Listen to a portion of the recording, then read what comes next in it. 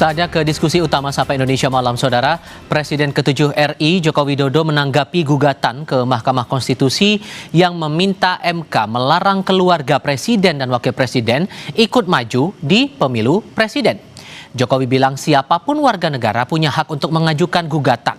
Jokowi tidak mempermasalahkan adanya gugatan ke MK yang meminta keluarga Presiden dan Wapres tidak boleh ikut Pilpres. Menurutnya, semua warga negara Indonesia berhak untuk mengajukan gugatan. Ia meminta semua pihak menunggu apa yang akan diputuskan nanti oleh MK atas gugatan itu.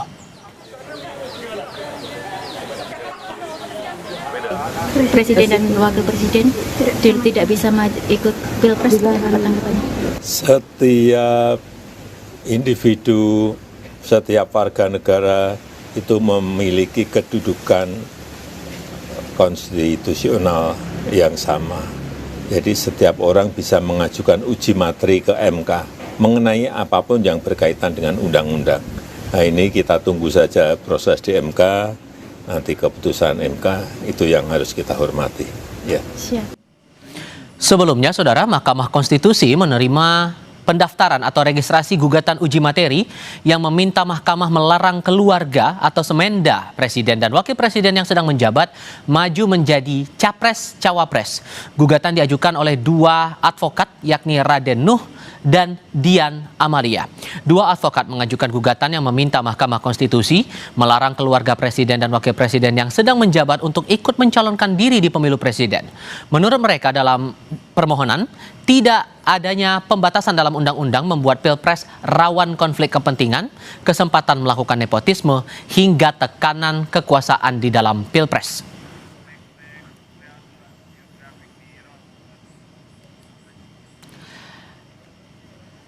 Gugatan yang disebutkan salah satunya pada pasal 169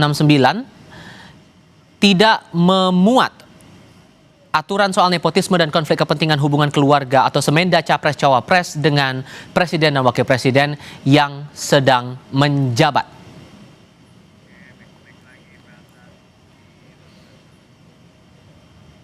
Dan karena itu dalam permohonannya, pemohon meminta Mahkamah Konstitusi menegaskan Capres-Cawapres wajib bebas konflik kepentingan dari hubungan keluarga atau semenda dengan Presiden dan Wakil Presiden yang sedang menjabat.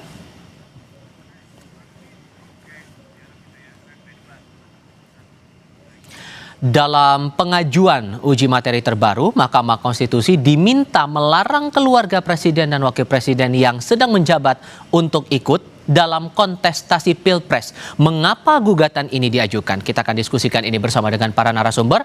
Untuk saat ini sudah bergabung bersama kami Ketua Bidang Politik dari DPP Partai Solidaritas Indonesia, Bestari Barus. Bang Bestari, selamat malam. Dengan Tifa di sini, Bang, apa kabar? Baik, terima kasih sudah bergabung bersama kami dan kami masih menantikan Direktur Eksekutif Lingkar Madani Indonesia, Ray Rangkuti, untuk ikut berdiskusi bersama kami.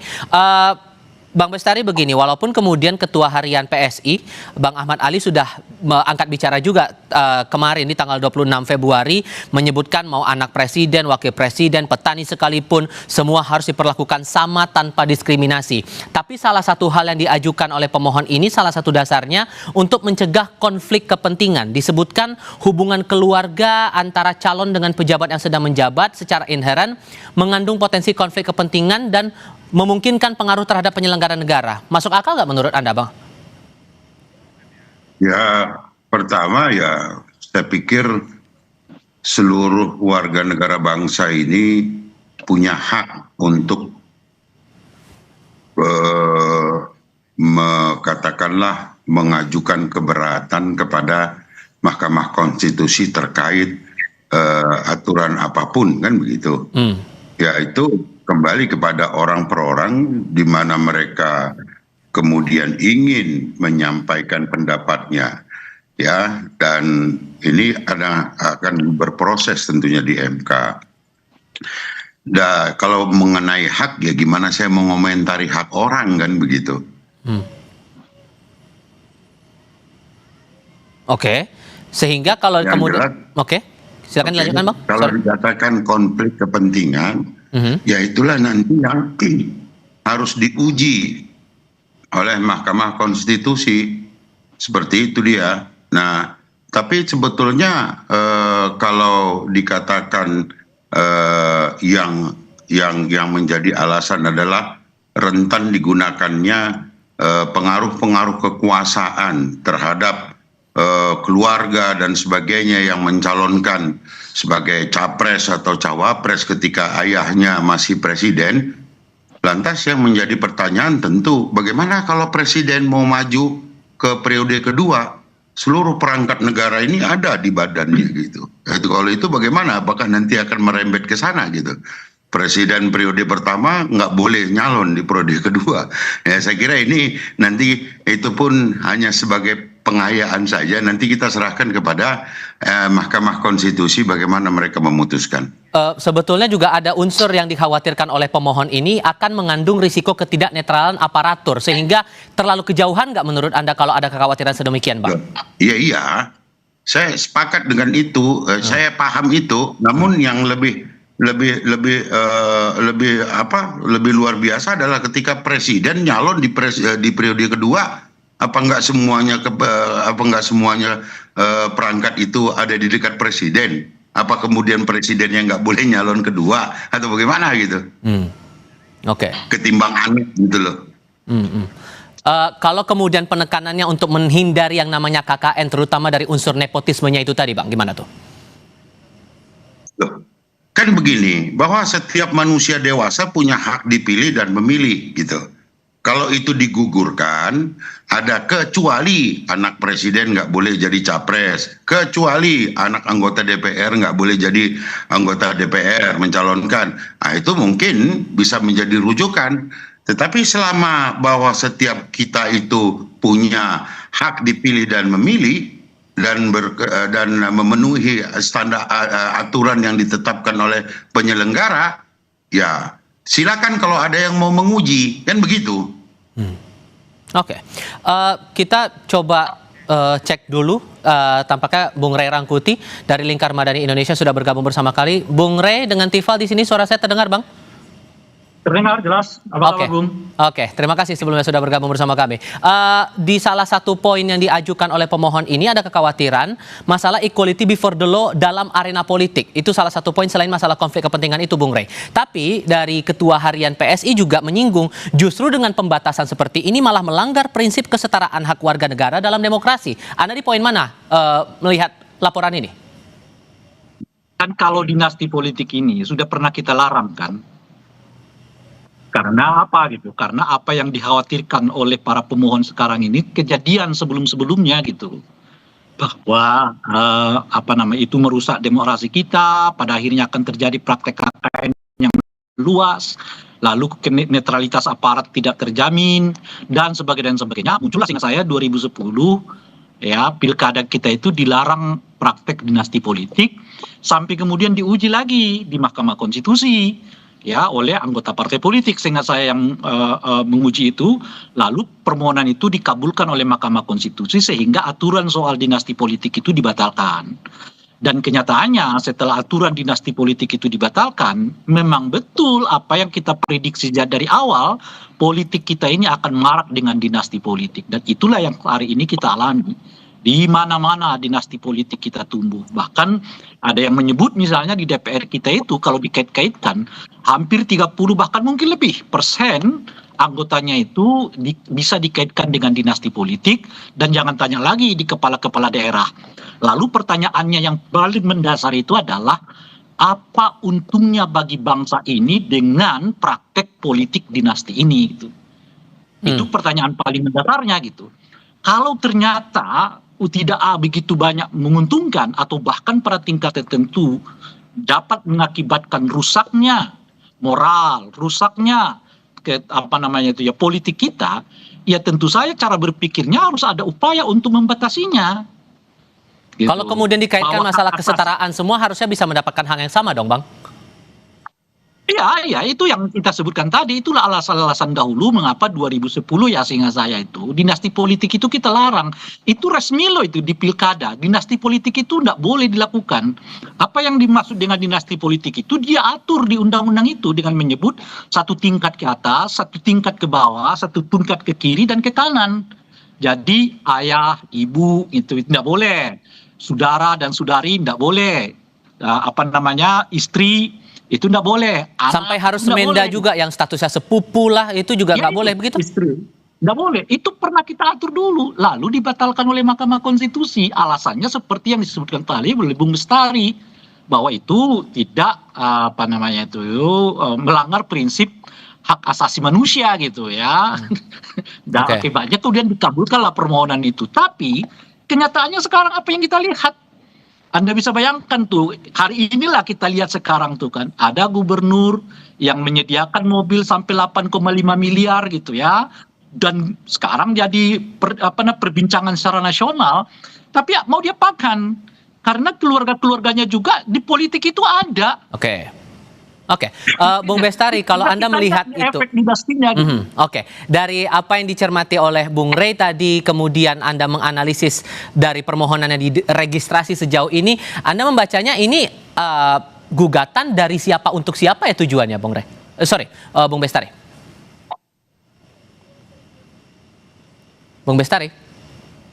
Ya, Saya ulang lagi Terputus, pertanyaannya ya. Jadi kalau Anda baca sejauh ini permohonan yang diregistrasi yang masuk ke MK itu tujuannya menyasar ke siapa kalau dari bacaan Anda Anda? terputus-putus Anda ini ngomong apa? Oke, kita coba perbaiki dulu nih. Kita Sinyal coba perbaiki Bung dulu Bestari komunikasinya itu yang kurang. dengan Bung Bestari Barus dari Ketua DPP PSI Bidang Politik untuk kita coba elaborasi lagi soal gugatan yang disampaikan oleh dua advokat ini dan bagaimana proyeksi ke depannya atas gugatan yang akan dilayangkan ataupun juga yang sudah diregistrasi ke Mahkamah Konstitusi. Kita jeda dulu, tetap di Kompas TV.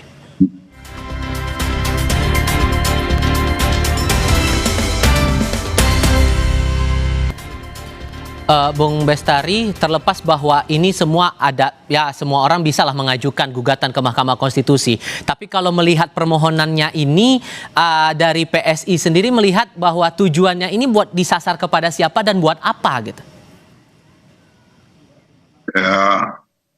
Kami tidak melihat apapun, kami melihat ada anak bangsa yang ingin mendapatkan satu kepastian hukum atas apa yang mereka yakini bahwa itu tidak berkesesuaian sehingga harus digugat kepada Mahkamah Konstitusi. Itu kan menjalankan hak saja. Kalau dikait-kaitkan nanti melebar-lebar nggak karuan, tapi paling tidak kami hari ini dengan adanya gugatan itu tentu seluruh anak bangsa ini perhatiannya kepada bagaimana nanti MK akan memutuskan. Kita tunggu saja. Saya kira itu. Kalaupun kemudian nanti dikabulkan kan akan memicu delegitimasi status nih Pak. Gimana tuh kalau ngelihat potensi kalau itu dikabulkan? Terhadap siapa dari PSI? Terhadap Gibran salah satunya yang akan maju lagi dan dari PSI kan juga sudah menyatakan sikap untuk mendukung Pak Prabowo dan Mas Gibran untuk maju. Emang kalau Gibran maju lagi kemudian dia anak presiden? Sehingga logika Kan bukan. sebelumnya anak presiden Pak Jokowi kan sebelumnya udah pernah menjabat sebagai presiden, Bang. Iya, kalau kita kan bicara ke depan. Emang kalau nanti Gibran maju lagi atau Puan atau AHY berarti semuanya nggak boleh atau bagaimana gitu? Nah, sehingga logika itu tidak masuk dong ya kalau begitu?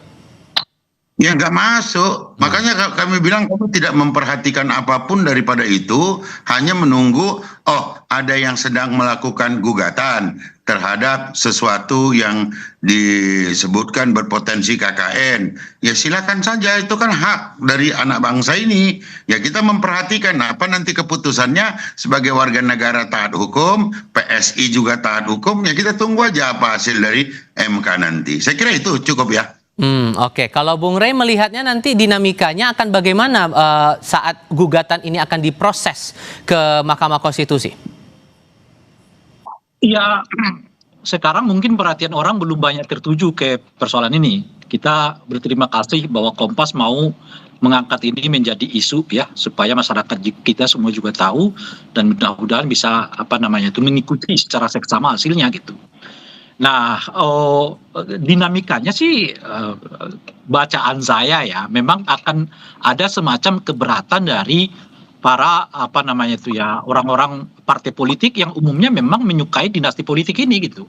Dulu kan dinasti politik ini dibuat lalu dibatalkan juga merupakan gugatan dari orang per orang dari anggota partai politik gitu loh. Artinya orang-orang di partai politik merasa kurang happy nih dengan ketentuan soal pengaturan dinasti politik itu. Nah makanya ketika ini diajukan kembali yang kurang lebih sebetulnya muatannya hampir sama dengan aturan yang kita buat dahulunya itu gitu.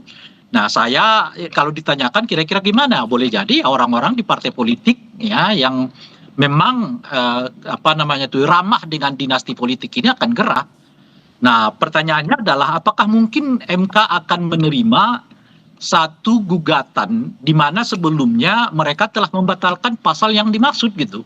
Meskipun nggak persis banget ya, karena saat itu kan berhubungan dengan pilkada. Kalau ini berhubungan dengan presiden gitu loh ya. Tapi kan semangatnya sama, ngatur soal dinasti politik gitu. Nah ini yang menurut saya menjadi salah satu pertanyaan besarnya. Tetapi mengingat bahwa Mahkamah Konstitusi beberapa kali telah membatalkan putusan yang diputuskan oleh mereka sebelumnya, mudah-mudahan dengan perkembangan yang kita alami saat ini, mudarat sangat dinasti politik ini bagi demokrasi kita akan dapat membuat kesadaran baru di lingkaran Mahkamah Konstitusi untuk mengambil satu keputusan guna menyelamatkan demokrasi kita di masa yang akan datang. Tapi kalau kemudian permohonan itu ditolak, seandainya nanti dalam prosesnya permohonan itu ditolak oleh Hakim Konstitusi, bagaimana menurut Anda memastikan bahwa proses pemilu nanti, terutama pemilihan presiden itu, asas kesetaraan tetap dijaga, tapi memastikan bahwa KKN itu tidak terjadi sesuai dengan apa yang disampaikan oleh pemohon ini juga tidak terjadi? Ya, enggak akan terjadi apa-apa. Kita akan kembali seperti yang sekarang ini. Nah, masalahnya kan sebetulnya ya, di luar soal aturan, kita sih berharap sebetulnya ada kognisi moral di kalangan para politisi kita. Memang betul, tidak semua hal harus diatur, termasuk mungkin soal dinasti politik. Tapi harus ada kesadaran penting, kesadaran yang saya sebut sebagai kesadaran moral bagi para politisi kita, bahwa dinasti politik itu berbahaya bagi demokrasi. Dan oleh karena itu lepas dari soal boleh nggak boleh, itu kan soal aturan gitu. Mereka harus melihatnya dalam konteks baik nggak baik. Apakah dinasti politik ini baik bagi demokrasi? Jelas tidak baik. Semua sudah banyak sekali contoh-contoh yang membuktikan itu gitu. Yang terakhir yang kita sebut ini soal kasus pengadaan mobil 8,5 M. Kok bisa gitu? Ya bisa karena dia punya jejaring keluarga di dalam politik gitu loh kira-kira tuh. Nah oleh karena itulah saya kira ya, termasuk karena kita punya kesadaran, kita selalu masih kesadaran yang saya sebut sebagai kesadaran hukum, belum masuk ke kesadaran etik, kesadaran moral itu, ya itulah makanya saya sendiri pribadi menganggap bahwa Hakim Mahkamah Konstitusi harus melihat ternyata efek dari putusan mereka yang sebelumnya melahirkan dinasti politik di mana-mana dan hampir tanpa kontrol sekarang ini, yang pada akhirnya kemudian adalah mengurangi secara drastis kualitas demokrasi kita gitu. Oke, terakhir Bung Bestari, seberapa yakin Anda atau dari menurut keyakinan Anda mewakili PSI, gugatan ini kemungkinan bakal ditolak atau tidak nih? Seberapa yakin Anda dengan itu? Ya terserah MK aja. Artinya kalau diterima maka tidak boleh ada politik yang tadi disebut sebagai dinasti mungkin. Tapi kalau nggak diterima berarti demokrasi juga terselamatkan. Karena sebetulnya orang terjun ke dunia politik orang per orang itu, terlepas itu ada ikatan keluarga atau apapun yang dapat disebut sebagai dinasti. Tapi tujuannya sebetulnya berpolitik itu mulia, memikirkan kemaslahatan masyarakat. Banyak. Ada orang yang kemudian belok kiri, belok kanan. Nah itu kan tinggal bagaimana kemudian sistem di negara ini mencegah itu. Saya kira itu. Jadi mari kita berpandangan baik terhadap apa-apa yang sudah diatur dalam peraturan perundang-undangan kita. Dan tentunya kita berharap bahwa semua orang yang terjun ke dunia politik adalah untuk kebaikan dan kemaslahatan. Saya kira itu. Baik, Bang Bestari Barus, Bung Ray Rangkuti, terima kasih banyak sudah mau berdiskusi dan berbagi pandangan bersama kami. Selamat malam semuanya, sehat selalu. Assalamualaikum. Sampai ketemu.